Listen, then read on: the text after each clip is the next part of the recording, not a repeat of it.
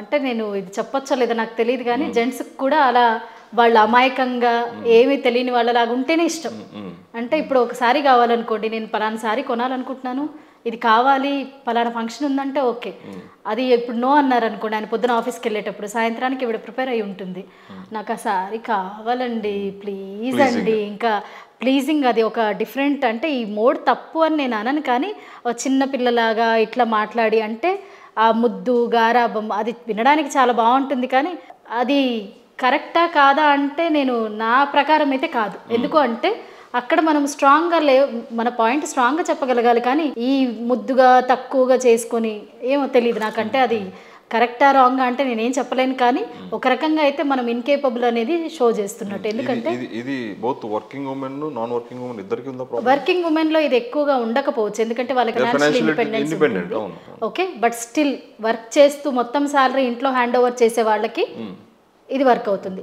చూడండి, ఇట్లా గారం పోతూ ముద్దుగా అడుగుతున్నారు, కానీ ఇంటర్నల్గా వాళ్ళు ఎంత అంటే అందరు బాధపడుతుండొచ్చు, పడకపోవచ్చు, కానీ నేను ప్రతిదానికి ఇట్లా అడుక్కోవాలి, లేకపోతే ప్రతిదానికి ఇట్లా నేను బిహేవ్ చేయాలి, అది ఒకలాంటి నటించడం కదా. నటించడమా కాదా, నిజం కదా. అంటే ఎదుటి వాళ్ళకి మనం ఇట్లా తక్కువ అయిపోయి అడిగితేనే వాళ్ళు యాక్సెప్ట్ చేస్తారు. సో మనం తక్కువ అయిపోయి అడగాలి, ఈ చిన్నపిల్లల వాయిస్ తోటి ఇలా అయిపోయి అడగాలి, ముద్దుగా అయిపోయి గారాబంగా అయిపోయి యాక్ట్ చేయాల్సి వస్తుంది. అది ఒకసారి ఇంకా అది రియాలిటీ అయిపోతుంది, అలా చేసి రియాలిటీ అయిపోతుంది. ఎక్కడైతే అవసరం లేదో అక్కడ అవసరం లేదు కదా.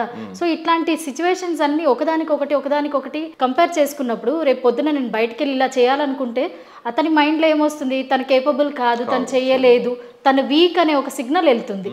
సో ఆబ్వియస్లీ సపోర్ట్ చేయరు కదా. మరి ఇట్లాంటి సిచ్యువేషన్ రాకుండా ఉండాలి అంటే be strong, you ask what you want. ప్రతిదానికి ఒక విధానం.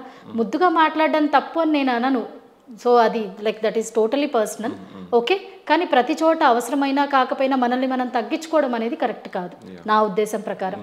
So that gives a like indication, like నేను వీక్ అనే ఇండికేషన్ ఇస్తున్నట్టు అనమాట. ఇంకొకటి, మనం ఎప్పుడైతే ఫైనాన్షియల్లీ స్ట్రాంగ్ ఉండమో, ఫైనాన్షియల్ ఇండిపెండెన్స్ లేనంత కాలం జాబే చేయనవసరం లేదు, ఇప్పుడు చాలా ఆపర్చునిటీస్ ఉన్నాయి. ఓకే, సో మన దగ్గర ఎప్పుడైతే ఫైనాన్షియల్గా మనం వీక్ ఉంటామో, డిపెండెంట్గా ఉంటామో, అలాంటప్పుడు ప్రతి చిన్న దానికి ప్రూవ్ చేసుకునే నెసెసిటీ కంపల్సరీ ఉంటుంది. ఇది అందరికీ 100% వర్తిస్తుందా అంటే కొన్ని కేటగిరీస్కి వర్తించకపోవచ్చు. కొంతమంది అడగకుండానే తెచ్చిచ్చే వాళ్ళు ఉంటారు, అవసరం లేకపోయినా అడగకపోయినా. నేను ఇప్పుడు చెప్పిన ఎగ్జాంపుల్స్ ప్రతి ఒక్కరికి కాదు, కానీ జనరల్గా ఇలా అవుతుంది. అంటే మనల్ని మనం ఇలా తగ్గించేసుకుంటాం అనమాట. సో ఇప్పుడు నేను స్ట్రాంగ్ అని నేను చెప్పినా కూడా వాళ్ళు వినలేరు. మేబీ నేను బేసికలీ స్ట్రాంగే, కానీ నేను ఇలాంటి చిన్న చిన్న పనులు చేయడం వల్ల వాళ్ళ మైండ్ ఏముంది, తను వీక్, తను కేపబుల్ కాదు అనేది ఒకసారి డిసైడ్ అయిపోయారు. సో నేను ఇప్పుడు దాని నుంచి బయటికి రావాలంటే డెఫినెట్గా నేను ప్రూవ్ చేసుకోగలగాలి. అండ్ ఆ ప్రూవ్ చేసుకునే విధానం కూడా అంత ఈజీ కాదండి, అంత ఈజీ కాదు. ఎందుకంటే మనం అసలు ఒకటి చేస్తాము అని బయటికి వచ్చినప్పుడు, ఇది జనరల్, అంటే మేల్ ఫీమేల్ ఎవరైనా సరే ఒకటి చేస్తాము అని బయటకు వచ్చినప్పుడు చుట్టూ ఉన్నటువంటి జనాలు కానివ్వండి, family members, even like situations కూడా అన్ని ఆపోజిట్గానే అవుతాయి. It happens for a reason. ఎందుకు అంటే మనం ఒకటి చేయాలనుకుంటున్నాం, మనం ఎంత స్ట్రాంగ్ అనేది టెస్టింగ్ టైం అది. మనం ఇప్పుడు ఒక పలానా జాబ్ చేయాలనుకుంటున్నాం, బిజినెస్ చేయాలనుకుంటున్నాము, డెఫినెట్గా everything will happen according, I mean ఇది ఒక రకంగా నేచర్ లా అనమాట, ఆపోజిట్గానే అవుతుంది. ఓకే, ఎందుకు అంటే నువ్వెంత స్ట్రాంగ్ అనేది టెస్టింగ్ జరుగుతుంది అక్కడ, నువ్వెంత విల్లింగ్గా ఉన్నావు అది చేయటానికి. Okay, when you just cross that, ఎప్పుడైతే మీరు ఇదంతా వినకుండా మీరు ఏది చేయాలనుకుంటున్నారో అది చేసినప్పుడు మాత్రమే ఆఫ్టర్ ఫ్యూ స్టెప్స్, ఇమీడియట్గా కాదు, డెఫినెట్లీ సక్సెస్ వస్తుంది. Irrespective of gender. కానీ ఉమెన్కి వచ్చేసరికి ఏమైపోతుంది అంటే ఎప్పుడైతే ఇది ఫేస్ చేస్తారో ఫస్ట్ ఫ్యామిలీ మెంబర్స్ నుంచి మొదలవుతుంది. వాళ్ళు వద్దంటారు, రకరకాల రీజన్స్ ఉంటాయి, ఏం అవసరం లేదు, డబ్బులు లేవు, ఏమొద్దు, అక్కడ ఆగిపోతారు. చాలామంది ఆ స్టెప్ దగ్గర ఆగిపోతారు. లేదు, ఇది దాటారు, నెక్స్ట్ స్టెప్కి వచ్చారు, సొసైటీలోకి వచ్చారు. ఫస్ట్ టైం వచ్చినప్పుడు డెఫినెట్గా కొత్తవి చాలా ఫేస్ చేయాల్సి ఉంటుంది. సో వీళ్ళకే చాలా ఇన్సెక్యూరిటీస్ ఉంటాయి వీళ్ళ మైండ్లోనే, ఎందుకంటే వీళ్ళ మీద వీళ్ళకి బిలీఫ్ లేదు. సో అక్కడ సొసైటీలోకి వచ్చినప్పుడు పలానా వాళ్ళు ఇలా అన్నారు, లేకపోతే వీళ్ళు ఇలా అన్నారు, ఆ ఇన్ఫ్లుయెన్స్ వల్ల ఆ సెకండ్ స్టేజ్లో బ్యాక్ అయిపోయే వాళ్ళు ఉంటారు. థర్డ్, అది కూడా దాటి ముందుకు వచ్చారు, ఫెయిల్యూర్స్ వచ్చాయి ఒక 2-3. ఆ ఫెయిల్యూర్స్ని తట్టుకోవాలి అంటే మనం స్ట్రాంగ్ ఉండాలి. ఆఫ్ కోర్స్ ఫ్యామిలీ సపోర్ట్ కూడా కావాలి. ఇన్ కేస్ ఫ్యామిలీ సపోర్ట్ లేదు, మనము స్ట్రాంగ్గా లేము అంటే ఆ థర్డ్ స్టేజ్లో ఉండగలమా మనము? అవును. ఒక ఫెయిల్యూర్ రాగానే ఏమనిపిస్తుంది, కాన్ఫిడెన్స్ ఇది నేను తప్పు చేశాను, అనవసరంగా వచ్చాను, ఇన్ని మాటలు వినలేదు.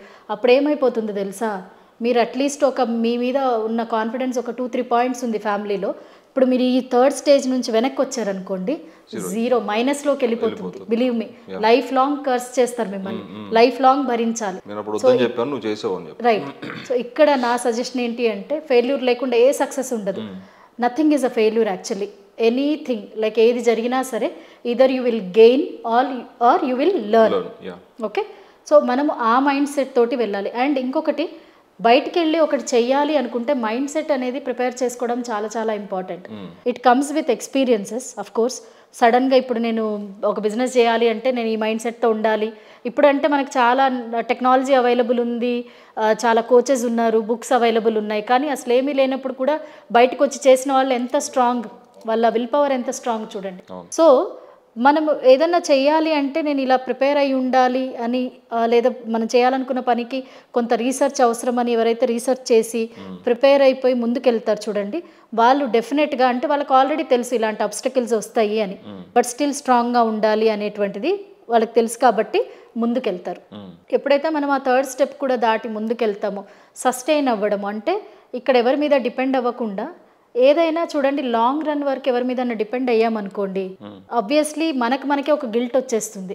ఒక బిజినెస్ స్టార్ట్ చేసాము, మనం ఒక 1 year అయ్యాక కూడా మనం ఇంకా ఇంట్లో నుంచి డబ్బులు తీసుకుంటున్నాం అనుకోండి, ఇంట్లో వాళ్ళు పాపం మంచి వాళ్ళే ఇస్తున్నా మనకి ఒక గిల్ట్ జనరేట్ అయిపోతుంది. అది మనల్ని డిమోటివేట్ చేస్తుంది. నువ్వు ఇంకా తీసుకున్న ప్రతిసారి గిల్ట్ ఫీల్ అవ్వాలి. సో ఆ సిచ్యువేషన్ రాకుండా చూసుకోవాలి మ్యాక్సిమం. అంటే మనకు సీరియస్నెస్ ఉండాలి, ఉంటేనే మనం స్టార్ట్ చేయాలి. ఎందుకంటే ఆల్రెడీ మన మీద నమ్మకం లేదు, ఈ ఉన్న నమ్మకాన్ని పోగొట్టుకోకూడదు.